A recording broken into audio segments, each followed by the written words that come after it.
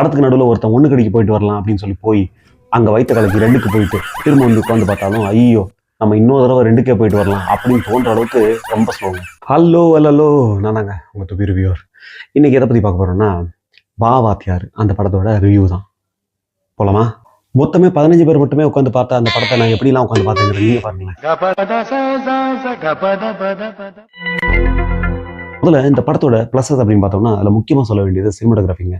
Jassi Williams அவருடைய camera angles, colour don'ts, அப்புறம் flashback அவர் use பண்ண கலர் டோன்ஸ் உண்மையிலே ரொம்ப நல்லா இருந்ததுங்க. அந்த படத்தோட பெரிய ப்ளஸ் அப்படின்னு சொன்னால் சினிமாட்டோகிராஃபி தாங்க.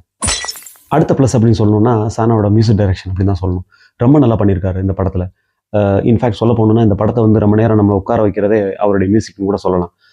அவருடைய அந்த பிஜிஎம் சொல்லணும்னா ரொம்ப நல்லா இருந்ததுங்க. இன்ஃபேக்ட் இந்த சீன் டிரான்சிஷனுக்கு கரெக்டாக மேட்ச் ஆகிறது, அப்புறம் அந்த பழைய பாடல்களை தழுவி வந்து ஒரு புது மெட் அமைக்கிறது, அந்த பாட்டை வந்து யூஸ் பண்ணுறது அப்படிலாம் ரொம்ப நல்லா பண்ணியிருக்காருங்க. உண்மையிலேயே அவர் பாராட்டணுங்க. அடுத்த ப்ளஸ் அப்படின்னு பார்த்தோம்னா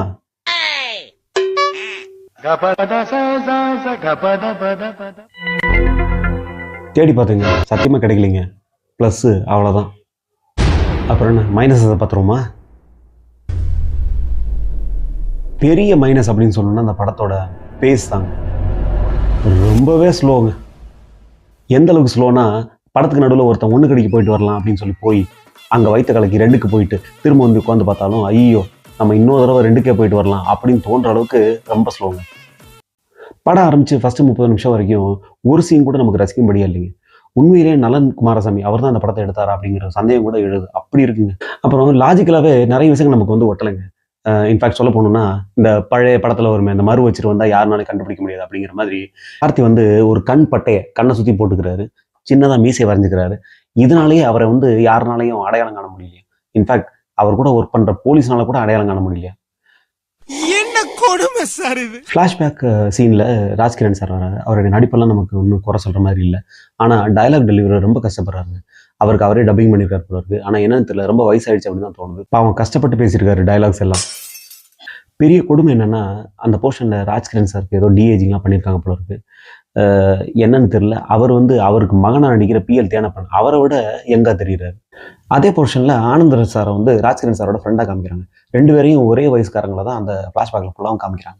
ஆனால் பிற்பாதியில் ஆனந்தராஜ் சார் மட்டும் அதே மாதிரி இருக்காரு. வேற ராஜ்கிரண் சார் வந்து வயசாகி அவர் வந்து சீக்கிரமாக போட்டு தள்ளிடுறாங்க. அப்புறம் முக்கியமான இன்னொரு விஷயங்க, கார்த்தியோட வயசு இந்த படத்தில்.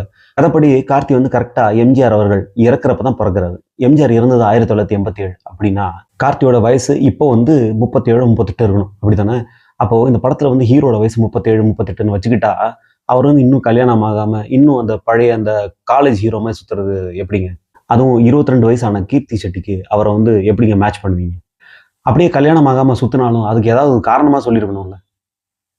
அப்புறம் இந்த படத்தோட காஸ்டிங், நலன் குமாரசாமி அவருடைய ஆஸ்தான நடிகர்கள் எல்லாருமே இதில் வந்து 3/4 பேர் நடிச்சிருக்காங்க. இருந்தும் யாருக்குமே பெரிய ரோல் இல்லை அப்படின்னு தான் சொல்லுவேன். பாவம் ரமேஷ் திலக்கெல்லாம் நல்லா பேசக்கூடியவர், நல்லா ஆக்ட் பண்ணக்கூடியவர். அவருக்கெல்லாம் ஒன்றுமே இல்லை. அவரெல்லாம் கிளைமேக்ஸில் 2 பேரை சுடுறதுக்கு மட்டுமே யூஸ் பண்ண மாதிரி தோணுச்சுங்க.